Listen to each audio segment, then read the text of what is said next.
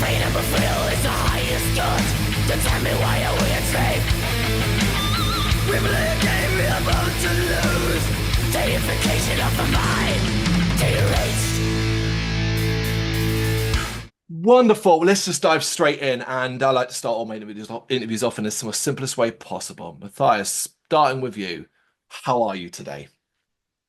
I'm feeling fine. I had a day off, so I could spend it all for the band. Yeah, doing some yeah, Instagram reels and stuff like that. You have to do it, and also some other interviews, so it's all cool. There's no such thing as a day off, really. I mean, yes, okay, it's a day off from the day job, but still, all that band stuff, what an incredible amount of work. Satisfying, though, when you kind of just have to throw yourself into all of that? What's that, sorry? Is it satisfying when you kind of have a day off and you're just throwing all your time into band stuff? Yeah, I mean it's a good position to be in, of course. I mean we don't get money from the band yet because yeah, it's such an early stage, but I managed at work to reduce it a little bit, so I'm in a good position, and I'm always happy to do something for the band, even though it's a lot going on with the release right now. But yeah, it's great. I'm glad to hear that. Johannes, how about you? How are you today? Yeah, thank you very much. Yeah, I'm coming straight from work, so the other way around. But I'm feeling fine, and yeah, I'm happy to do. Yeah, like Matthias basically said, that the band stuff is highly appreciated because it's not normal to yeah, to have this project and take it to the next stage and have interviews and so on. So we highly appreciate it. I am glad because it is such an incredible period of time to hear that. So I'm glad you're both feeling good and feeling well because we are now within the week of release of your brand new album with the old breed out April 4th, 2025 via Napalm Records. A long and winding road to release with so much work to be done. Stops along the way. So starting with you, Matthias, have you been enjoying the build to this release? And what have been some of your favorite things to do this time around? Um, yes, it was very stressful, especially the last year, I would say, because we really narrowed it down to the final product. But we are basically we are all a DIY band, and of course we wouldn't do that if we wouldn't enjoy it as well. So I basically did a lot of the designs, and that's something I'm yeah really passionate about, and yeah, I'm enjoying it. Yeah. So even with all the work, you've found ways to make it an enjoyable, fun experience for yourself. Because a DIY band can mean so many different things, but ultimately it comes down to the same thing. You're doing it all your bloody self. Yeah. Johannes, how about you? Have you been enjoying the build to the release, and what have been some of your favorite things to do along the way? Yeah. I mean, I think the hard stuff is all the preparation, and when things don't necessarily have to do with music. So the organization, the stuff, finding a label was difficult. Finding the right studio.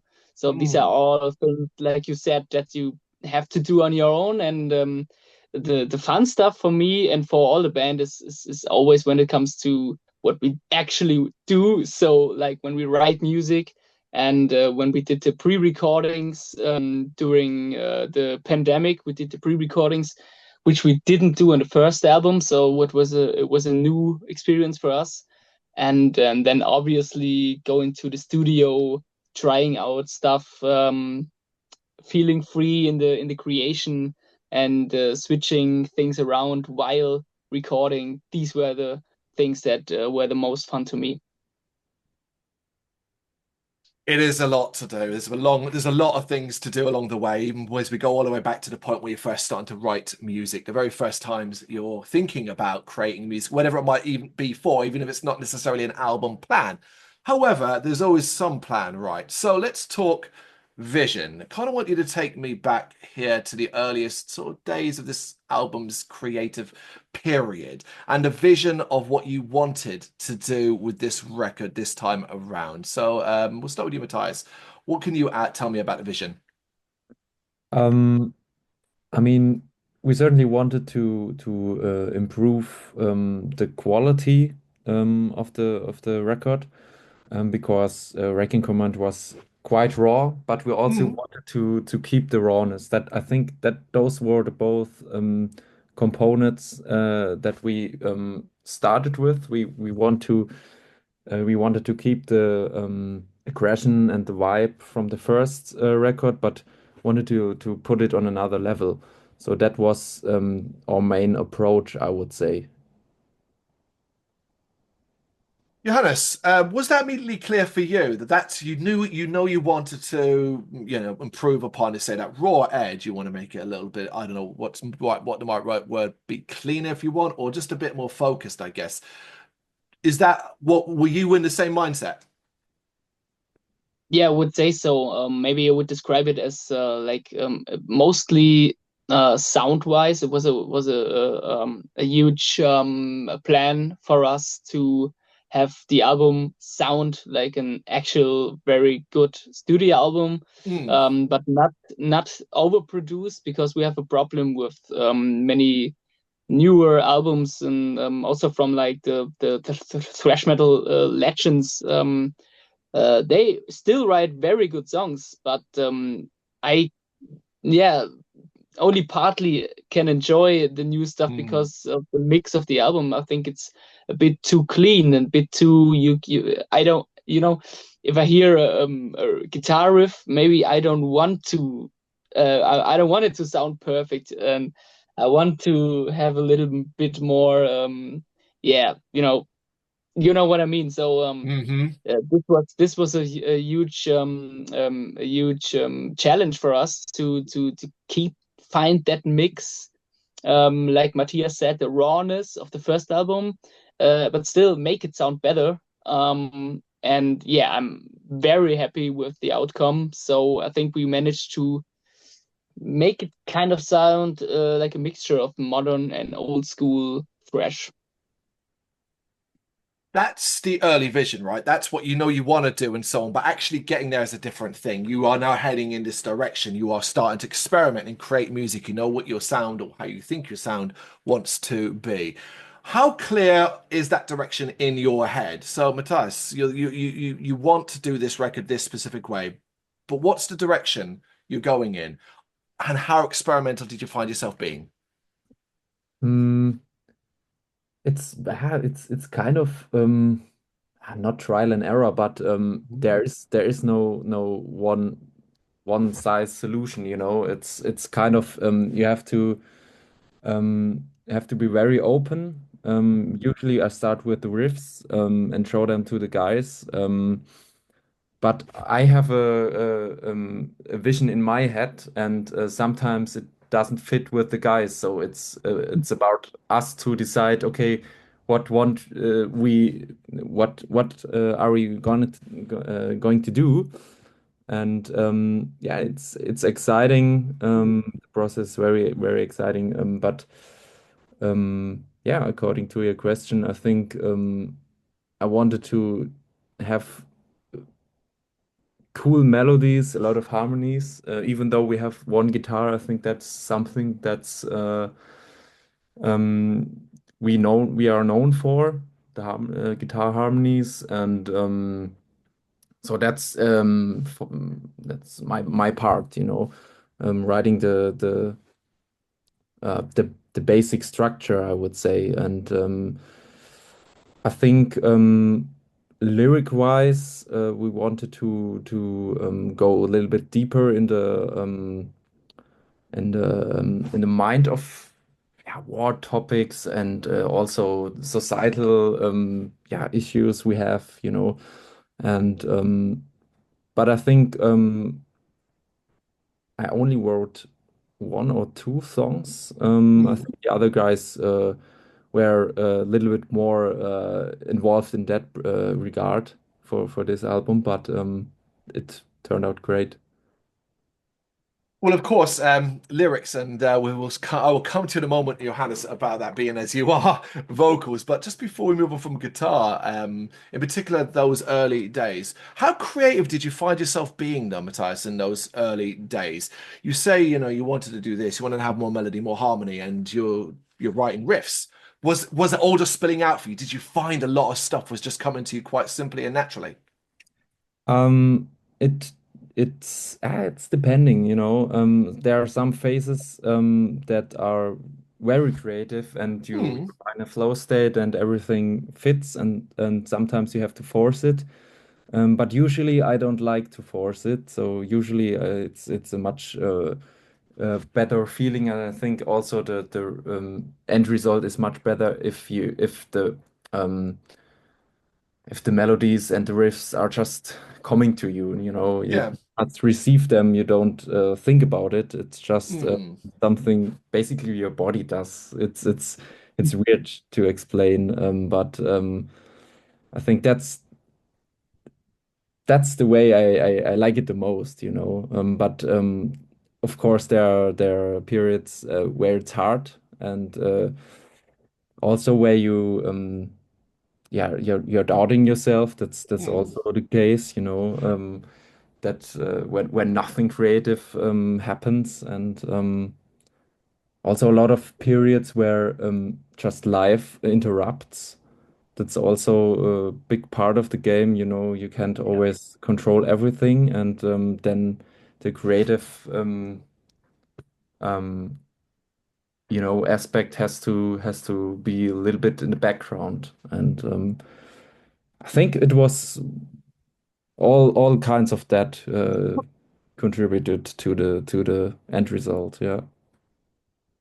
Yeah, it's just life really, isn't it? And you making the best of it or things around it while also just letting your natural flow state exist. It's always great to hear that it's unexplainable, as it kind of should be, right? It's creativeness, right? So Yeah, it just yeah, becomes yeah, yeah. impossible to put into words. But going back to kind of direction, the direction you're taking the album in, this idea and this focus that you have to make it sound, as you say, like a studio album, just a step up from what you did previously. But looking from the vocal side of things, so Johannes, being that you're the vocalist, what do you take from that? How do you take that direction and think, okay, I'm going to apply that to the vocals and the lyrics, and I'm going to have a bit more of a different style go? How do you do that? What's the process that you took for this album?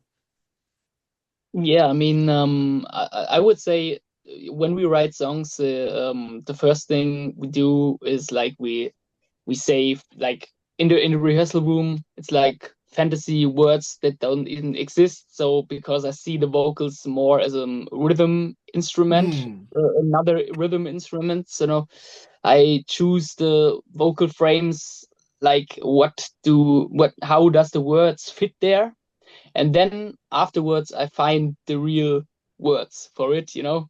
So this is the way we write best. And yeah, creatively, I think it's a mixture. You have like normally my most fun way to write lyrics is to have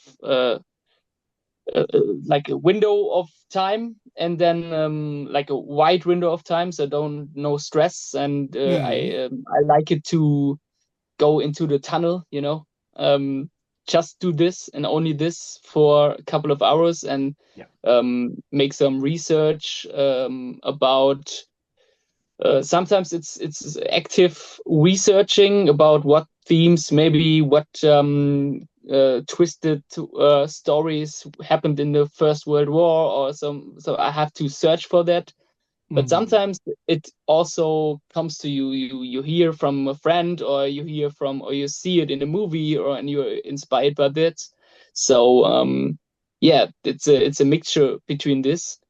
And yeah, then on this album in particular, it was we had the once we had the lyrical themes, we were like, okay, let's not only describe what happened there, but dive deeper into it. And yeah, we took a lot of inspiration out of this, because um, we were searching for there are actual poems and writings from people who went to certain war zones, and it makes it even more real and even more like creative for me. Yeah. So you dug deeper than you've ever dug before, and in doing so, you created something that you're hoping or thinking or planning to expose the viewer to, so that they will feel and experience that deepness the way you did. Yeah. It's basically putting ourselves in their shoes and finding kind of experience. Of course, we write about also like very horrible stuff and psychological warfare, and we can't even imagine how these people felt. But even in trying so, and in this like trying to feel how they could have felt, in all its horror, there still is a fascination. And I mean, we want to we want to scream out those topics and let them be heard. So it's a good feeling to write lyrics about these kind of things then. It's an incredible experience to relive and experience to learn from. You can learn so absolutely much about it, but you can also take so much from it from a creative perspective. Clearly, you did, and clearly, it's something that was quite exciting for you. Was there any specific thing that was really exciting about exploring that territory? Yeah, it's a good question. I mean, you mean the vocals in particular, or the lyrics? Yeah. Lyrics Yeah. and vocals, you can do both if you want. Yeah.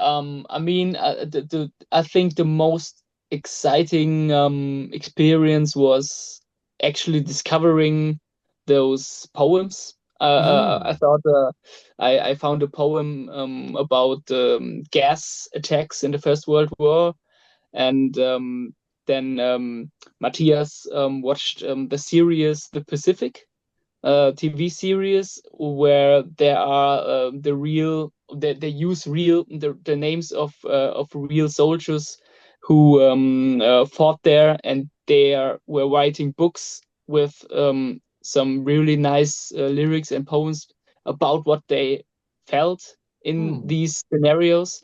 So I would say this was the most like where I could take the most from. It's very fascinating. No kidding, it really, really is. But what about you, Matthias? What creative inspiration did you take from this side of things? Because of course, when you talk stuff like this, we kind of get stuck on lyrics more than anything else. And we forget, of course, that you as an instrumentalist, you will be continuing to take inspiration too. Yeah, I think it was interesting because it was a long period of time from the first to the second record, and I think also my musical taste expanded. Mm. I listened to a lot more other music genres as well, and not only metal. Mm. And I think unconsciously, I wouldn't find an example here, but I think unconsciously that played a part as well, just to be more aware of musical dynamics in general. I think that's something I recognize in comparison. For example, when I wrote the first record, it was all about doing the hardest stuff and the best stuff. But now it's more like about okay, what about the dynamic of the song? Mm. What how does the song itself evolve throughout the track? That's something that was really interesting topic for me to explore that. There's no doubt in your mind you recognize and see that you have grown as an artist and as a person over the last few years. Well, since the last album, that you've developed and learned and experienced new things. Now it's beginning to influence what you create with the band. Yeah, I hope so. I mean, I feel like it. Mm. Of course, I'm not a genius or something, but I think I'm more confident now as an artist. I think that's something I had a there's a process, I recognize the process of growing. Just yeah, it's Well, I can speak for you then. I can certainly fill that part in and say, well, I've heard the earlier work and I've heard the new album and the gulf and the difference and the clear progression in everything all three of you are doing is clear as day. And I'm not alone either because there's been a great reaction to the singles as well, which is simply warming and heartening to see. Have you paid much attention to the response to the songs that are out there already? The positive response in particular. yeah, I read some comments, and of course this is great, but what's also very interesting, since we're very new on the more public side of things, it's that the negative comments are much more intense, although it's bullshit, and you should listen to it, but it's more like, oh, why did he say it? And yeah, it's interesting, but I try to not be influenced by it, and of course I like good feedback. That's always great, but the best thing I think is talking to the people after concerts, and we had good feedback. I think the couple of shows we played this year, when the new singles already were out, and yeah, that's where the real connections happen, not through the internet. I hear you. I hear you. You're with Napalm now. It's inevitable, whether you like it or not. Yeah. Got to take the good and the bad. But I stand by what I said, and I fall in the supportive side of. Well, this is a spectacular album, and I think it's going to blow up as the months go by because it gets such a long time to run as well. You've got to go out and play music live, travel the world, and see more and more people and speak to them, and just let this music exist for a fair bit longer. But what do you individually, please? We'll start with you, Johannes. What do you think this album says about Warfield?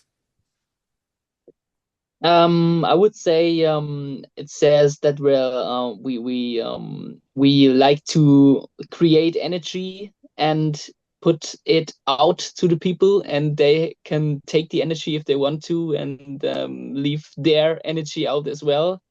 And I would say it's I was asked in an interview how could I maybe say it in one sentence, and then so I just remembered the sentence. Maybe it's fitting here. I think it's the album. If it's a bit you could say it's a slap in the face for those who need it. So in this way that maybe sometimes you yourself want to get like a push or a slap in the face, and come on, let's do it. Let's have some positive energy right here. But also, like, since we're criticizing a lot of political and historical topics, it could be seen as a slap in the face of some decisions that were made in the past, from like leaders who were like not doing good with their people. And and since the music is very hard and fast, I would say it's kind of fitting in a couple of ways that you say, like, it's a punch. Yeah. Well said. I love it. Matthias, what can you add there? Have you got your own variation of what you think the album says? Yeah, I mean, I totally go with Johannes here, of course. I think the title itself is also a little bit, yeah, it has a double meaning to it as well. Of course, with the old Priest, and on one side, it's a book also from this one character of the Pacific, or this one not character, the one soldier who fought there, and but on the other hand, it's also about yeah, how you're going to approach maybe life in general, with the old breed is something or I think for at least or at least I myself can identify with, because yeah, modernity is like is something I don't feel that much, and it's more um um sorry, I have a Okay. um what I wanted to say is the old breed is something if you go through hardship and stuff, I think that's something the soldiers there did, and you also can apply that to life as well. So that's, I think, one thing I hope the listeners can get from our music. Are you quite excited by the concept, the possibility, and the time, I guess, as well, as more and more people like enjoy the album and listen to it multiple times and take more from it, that the initial thinking might be, oh, cool, banging thrash, head banging, and all of that, but oh my God, there's actually depth and detail here that's worth exploring. Does that excite you?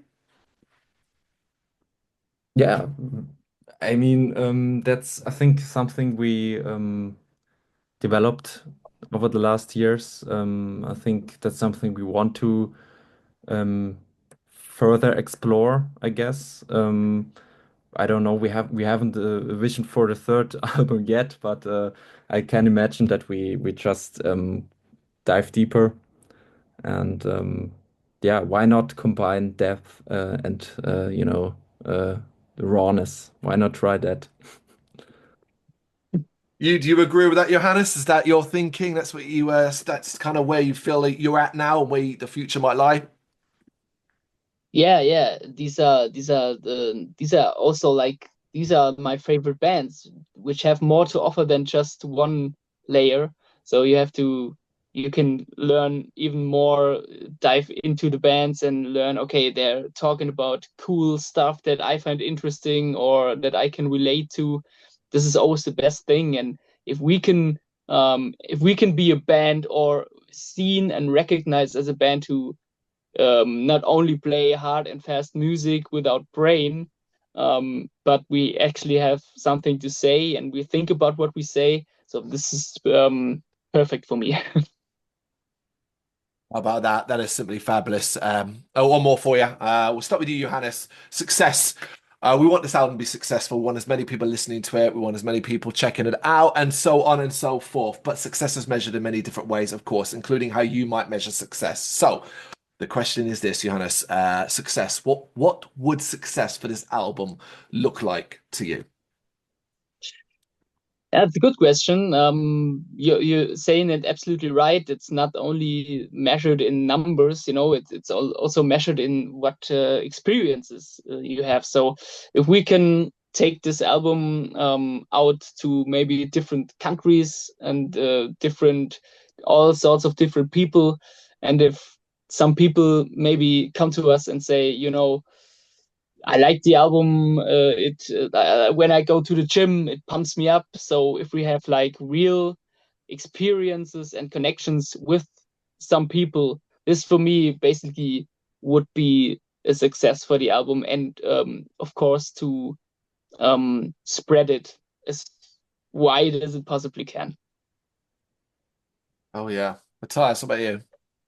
Yeah, I totally go with that. And for me as well, I think a success person, also for me personally, would be if the way this whole band thing evolves is like something I can identify with. Because you mentioned it, it's a lot of noise also, the success brings a lot of noise with it. And we are just three guys from a small village, and it's hard, so that's one thing we learned so far, that it's a hard business. And I think you have to find the right balance here, and that that's what I'm trying to find here as well. So that would be a success for me. Well said. I hope all of that works out. I hope you find your own personal measures of own personal level of success. But alongside that, there's even extra ones, whether it be huge ass tours, lots and lots of sales streams, whatever the stuff that you need to kind of ensure that the next album goes smoothly and whatever you do for the next couple of years is smooth and enjoyable. The last thing anyone wants is stress. And the rest of this week in particular, because of the time recording, the album's not out yet, but it will be at the end of this week. So I do hope you get to enjoy the rest of this week and just enjoy the ride to doing the accomplishment of releasing something. Matthias, Johannes, thank you so much for taking the time to do this. I really appreciate it. Thank you so much. That was a very nice interview. Not only the same questions over and over again. So with depth and it was nice talking to you, man. Yeah, really cool. Thank you very much for watching. If you've enjoyed what you've seen, please consider hitting that like and subscribe button. It does help us out. You can find us at gbhbl.com and across all social media platforms. And if you really want to give us a bit of extra support, please consider buying us a cup of coffee over on our coffee page. Thank you.